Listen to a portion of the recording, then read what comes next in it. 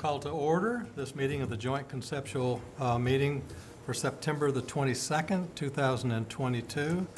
We'll start off with our roll call agenda. Commissioner Allen. Present. Commissioner Franks. Present. Commissioner Harrison. Present. Commissioner Lindsey's present. Commissioner McLemore. Present. Commissioner Mann. Present. Commissioner Orr. Present. Alderman Peterson. Here. And Commissioner Williamson. Present. And Alderman Berger. Present. Alderman Brown. Present. Alderman Potts. Alderman Baggett. Present. Alderman Barnhill. Present. And Alderman Blanton. No. And Mayor Moore. Present. Great. Accommodations have been made to ensure that the public is able to view this meeting. The public may view the workshop in the following ways. You may watch the meeting on Franklin TV or the City of Franklin website.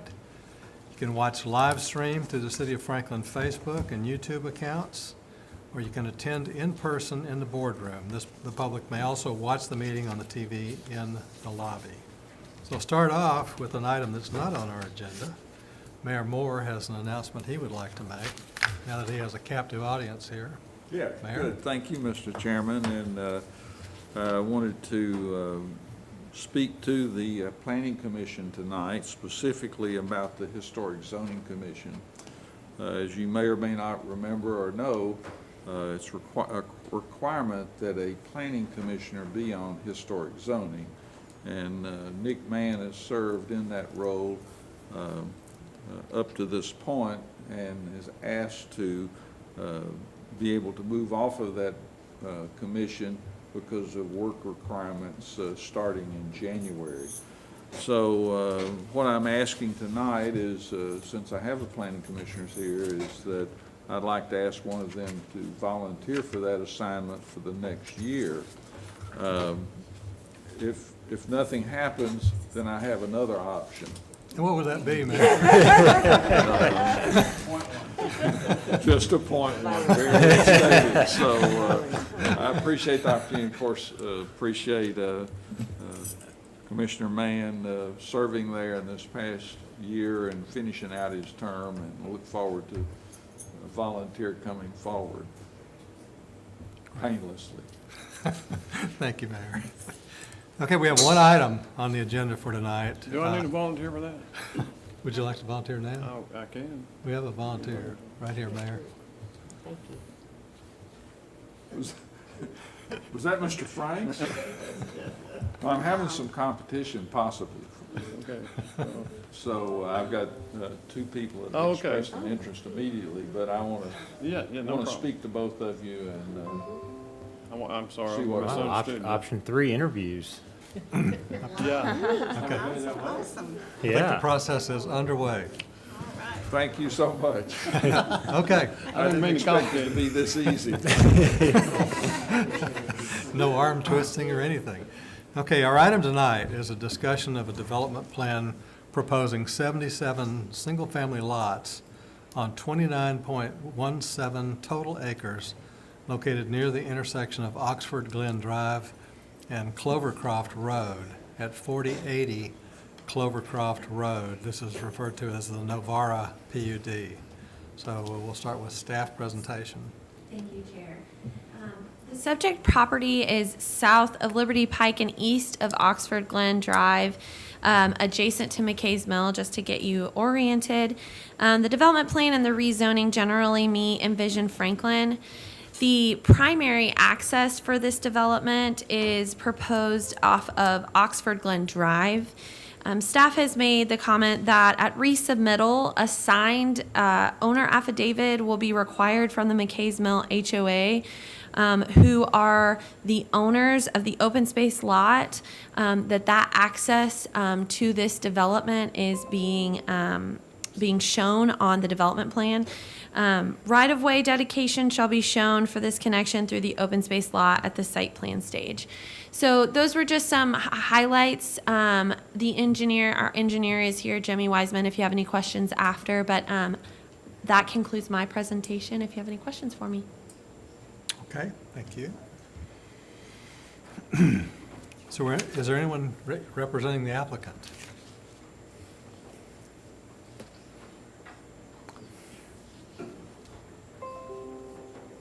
my name is, well,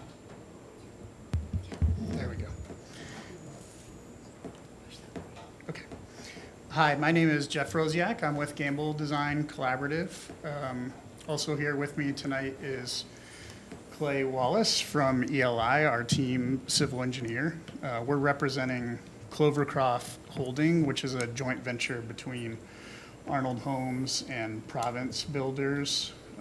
Those two builders have been around since 2005, 2007, and active in the Middle Tennessee area. They're custom home builders. And these photos are a few examples of recent homes that they've built in Middle Tennessee. The homes proposed at this development would not be quite this size, but the level of finish is envisioned to be similar.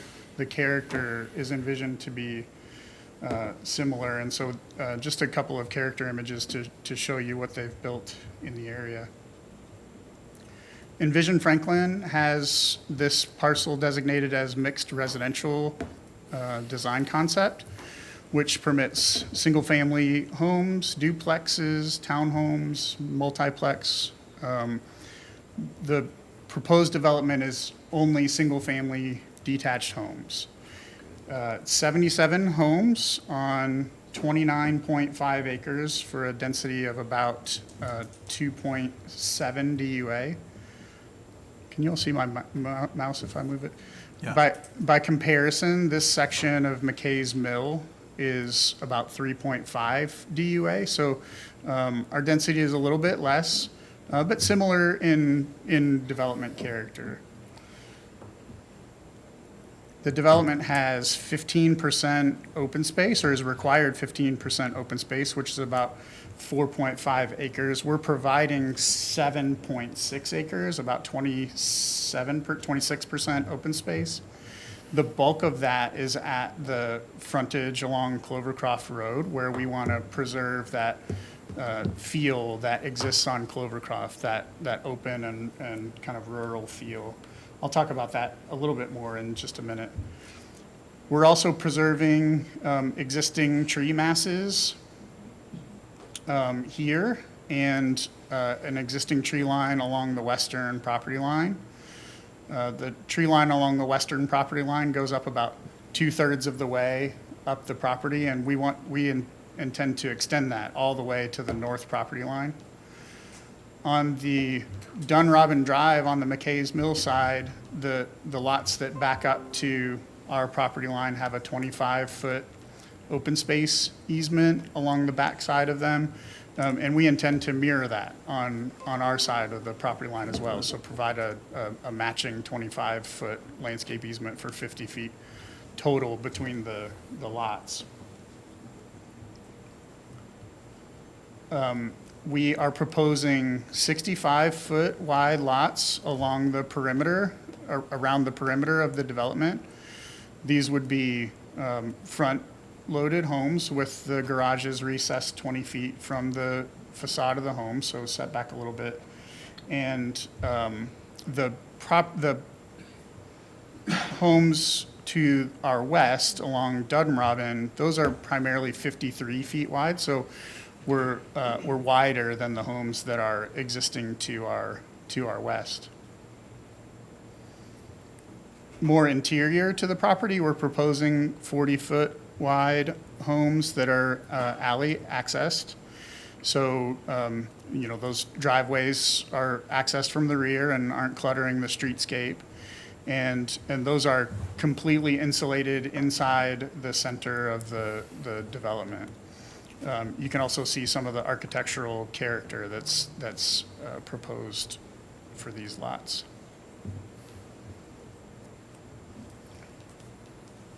The development team is negotiating a couple of things with the McKay's Mill HOA. One of them is the ability to run a trail from the northern end of our property, this cul-de-sac, down to Liberty Pike to provide pedestrian access to the nearby commercial, the Publix.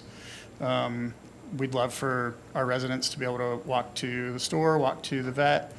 And so we're in the midst of that negotiation. And then I mentioned there's a large passive park along Clovercroft Road. We intend to, again, keep that same character, enhance that with trails and benches. This is, again, that existing tree mass, and so that our homes would be on the opposite side of that existing tree mass. So from Clovercroft, that view will remain the same. We've heard some concerns about providing any active recreation near this near this intersection between Clovercroft and Oxford Glen. And so active recreation, which could take place in these larger kind of open field areas, throwing football or frisbee, those are insulated and a little bit interior to the development, so a little bit away from the intersection. This is that current view from Clovercroft, and this is also our emergency access. So we intend to keep this driveway, but have it be gated and serve as our second point of access, our emergency access. The view from Clovercroft would basically remain the same. Now, it'll be mowed, and there would be some landscape and street trees, but that open green space all the way back to those existing trees would remain the same. And as I mentioned, the proposed homes are on the opposite side of those trees. So this view stays the same from Clovercroft. While you're on this slide, that there's a pretty significant power line, it appears. Does that run through, or? It runs kind of along the edge. It runs through here and along this edge, and then kind of a little bit north takes a turn toward the west. But that's basically running down the edge of Oxford Glen. Oh, okay, thanks. But your access point you want doesn't interfere with any of those towers? Correct.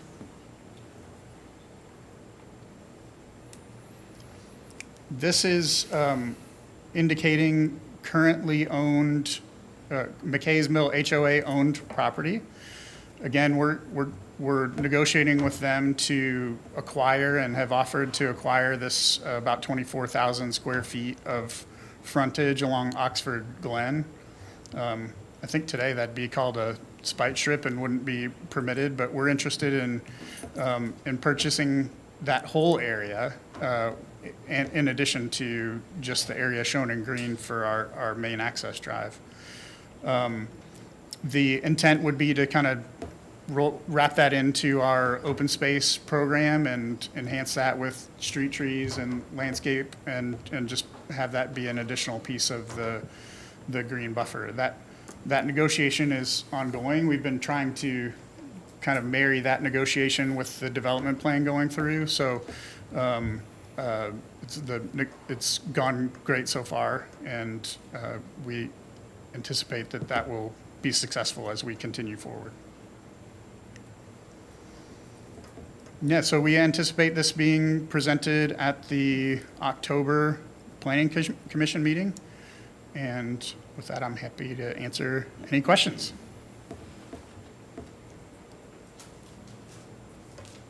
You have questions? I don't know, probably not necessarily a question, I guess, but are there any, well, here's just a question. Are there any areas of McKay's Mill where they have the alley load nearby? Because it looks like they're all fronting a main street, so that would be a little bit different. I think there are alleys Are there? I'm nearby just not familiar. across. As soon as you enter McKay's Mill, those Newmark homes were. Okay. All of these homes along Oxford Glen are alley loaded, and so they've, kept the driveways to the rear along Oxford Okay. Glen. And duplexes, right? There's some duplexes. Yeah, Roger, I could speak to some of that. Okay, because this is my district. Yes, there's a lot of LA-loaded products in McKay's Mill. Okay. And there's a number of things about this property that corner area that you're keeping in green space would be an open park area accessible to McKay's Mill residents as well. I've been to all the meetings they've had over there, plus 2 HOA meetings with the board and 2 other HOA meetings. The residents seem to be amenable to giving them access to that area. They don't know if we're going to take a vote yet, so they don't know if they're going to vote to sell the ingress egress to them and then keep the other parcel of that easement owned by McKay's Mill, but have them maintain it, have this developer maintain it. They're talking about that, or they're talking about outright selling the ingress egress and the rest of that parcel easement along the road, just sell it outright to them. Regardless, this developer would maintain it all. And so they were, had really good discussion. We had probably 65 people to 70 people at the meeting, the last meeting we had over at Columbia State. And the discussion was very good, and I think that they'll probably either outright sell that toll easement or the ingress egress. And I've got a couple other comments I'll make later. Does that need to be resolved before this goes before planning commission? Okay. No, they are amenable to it. They're just Okay. trying to figure out if it's just the ingress egress of the entire strip. Right, okay. Staff? They will be required to provide an owner affidavit for the McKay's Mill HOA on resubmittal, depending how, it has to be resolved before it comes to FMPC. That's the comment that's been made, is that there needs to be a resolution before FMPC at resubmittal. And relative to that, and to the bigger connectivity issue, does this, having the secondary access point with a emergency access, aside from that emergency access, there's one primary point for ingress and egress, one. Jimmy, you want to? As you see on the plan, there's planned connectivity to the east. Ultimately, as properties in this area tend to be developing at a pretty rapid pace, we'll see more connections that way. Okay. Ultimately giving them, the entire community over here, another connection to Clovercroft. Given how narrow the parcel is that is being developed, a real public access connection would be too close to the signalized intersection on Oxford Glen and Clovercroft. Right, okay. Yes. At the, I guess, northeast corner, the little, I guess the house that's staying, you have plans to maintain their driveway access during construction? This development's chopping off their driveway that goes all the way down. We're providing off the stub road to the northeast, we're providing their driveway access. That's all, sounds good, but when everything's all built out, I'm thinking during construction, when you're ripping up the driveway they have now, there's provisions to keep them some type of maintained access in and out. Yeah, we'd have to kind of phase the road construction in a way that would keep them access throughout. Okay. Absolutely. Okay. Yeah. Can I speak to that, Roger? Yes. Okay. Unless I've got my wires crossed here, but I've been in all these meetings, I'm like, I think that house is getting torn down. The main house? But there's 2 homes in there. And she's moving out of the one. And Tina's moving out of the one. She's moving into the one in the back. Yeah. So I thought the main house was going to be, The one in the back was the one I was talking about. yeah, she's going to be, she's going to have access to that. We've already talked about that. Yeah, they're signing an affidavit for her to have access to that house while they build and everything. But the other access is not, I don't Right. think that's important. Okay. Yeah. And then you talked about a trail coming out that north end off the cul-de-sac up there. Is Liberty Pike, are there sidewalks on one or both sides of Liberty Pike on the way back to the shopping? So, and I live there too, so I know this area. I walk my dog there all the time. They're having, because of the hillside, that goes down to Liberty Pike. It's really not real conducive to putting in a road there. I would personally like to see a road put in there. I think they need to have that access back on Liberty Pike, but I'm not so sure planning thought that was a good idea. So at least they have to have pedestrian access, and there are sidewalks on, yes, on both sides of Liberty Pike, also Oxford Glen as well. Is that part of the common area for McKay's Mill? that little It's triangle? owned. There's no place to really go there and do anything. It's just a wooded area along the sidewalk on Liberty. So if the development, as you see at the end of that cul-de-sac, that white cul-de-sac at the top, so they would go through that tree line and put a walking path, cemented walking path down to Liberty, so they could access all the commercial. And, but they have an easement, yes, they're gonna grant them the easement to get across that path. Okay. Okay, any other questions? Yeah, so we did it, you guys did explore connecting to Liberty Pike, and it sounds like that wasn't supported by staff. A direct connection straight north would be too close to the Liberty Pike and, Okay. I forget, that's Oxford Glen too. No, it's not. What's that road right there? It's Dunrobin. Yeah, so per the street standards, it'd be a little too close. Okay. We could explore a potential there, but obviously this developer doesn't control that property. The emergency connection satisfies the redundant connection in case, Okay. for some reason, they can't get in the main entrance. That gate would be open for the public to get out in case of an emergency. Okay. We've really kind of explored other options for that second access, but as Jimmy mentioned, along Clovercroft, it's too narrow to the traffic light. Along Liberty Pike, it's too close to that intersection with Dunrobin, and it's too steep, so kind of a double whammy on that side. And even along Oxford Glen, there's not room for two access points, so we're really kind of limited to that existing driveway as an emergency access. Okay, I have one other question. That it goes to the stormwater features you've got on the right, on the east side of the boundary along there. When I see a stormwater feature on a property line, I cringe, unless there's a way that flow is handled appropriately onto the adjoining property, if that's the route that it's taking.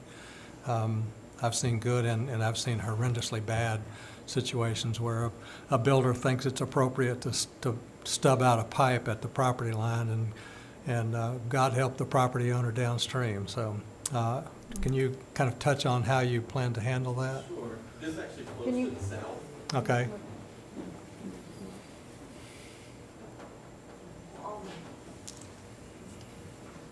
So the outflow in this property is to the south through a culvert under Clovercroft. We're actually taking on some flow from the east okay, that we'll be managing as well. good, okay. Any other questions? I have one comment. Yes, Alderman. Okay, so, I try not to have heartburn over here, but I'm not really opposed to this. The HOA, the neighbors, everybody sort of come along with it, okay. I think it's because it's on the corner, they have access off Oxford Glen, which is good. Most of these people will not be traveling on Clovercroft, which is a godsend. They're actually not piling people onto Clovercroft. Now, I don't see many reasons for them to go out unless somebody has to go east. And if they want to go to Nolansville or someplace, when McEwen is done, that's going to be the straight shot. So people are going to choose that every single time. I do have a few things that I'm going to have to bring up to the board because it's our decision on always reducing speed limits. But I did not support the 560 odd homes over on Taproot Farms. I just thought it was too early, too soon. Developers putting in an $11 million road, which is Market Street, to go down to 96 and back up to Clovercroft, which is a great thing. I have no argument with that. But the development I did not believe was appropriate for 560 odd homes on that, because the the puzzle piece, Market Street's only one piece of the puzzle. Clovercroft is the other piece of that puzzle, and that belongs to both the city and the county, and it's, and we always talk about it, but nobody ever does anything about it. Talk to the mayors, both boards. We haven't gotten anywhere. Nobody's actually put together meetings.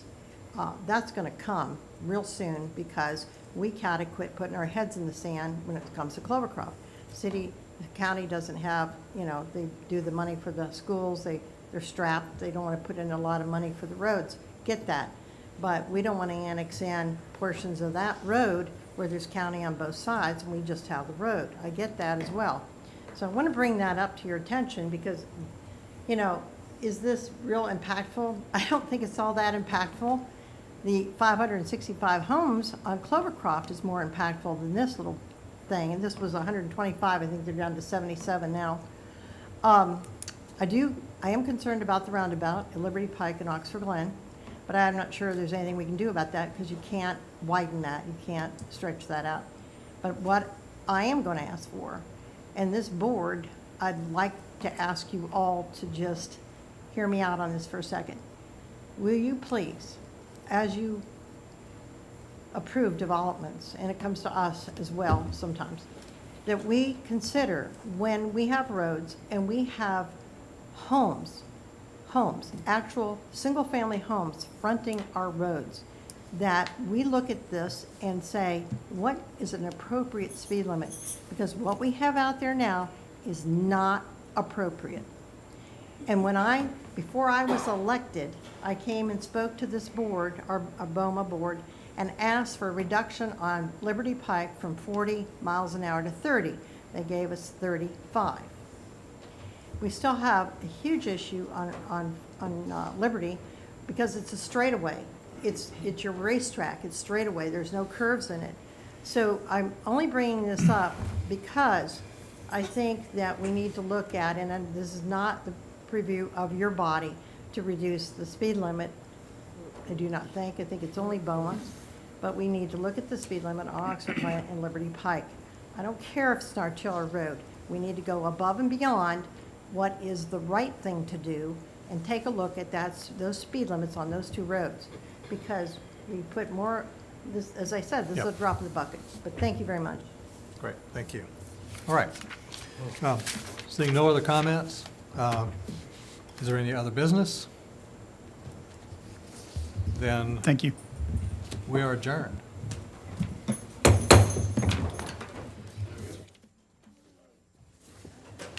Scott and Jimmy. Thank you, Patrick. Oh, you volunteer? Oh, who you have? I didn't even see Mary Sue out there. She had to send me a text.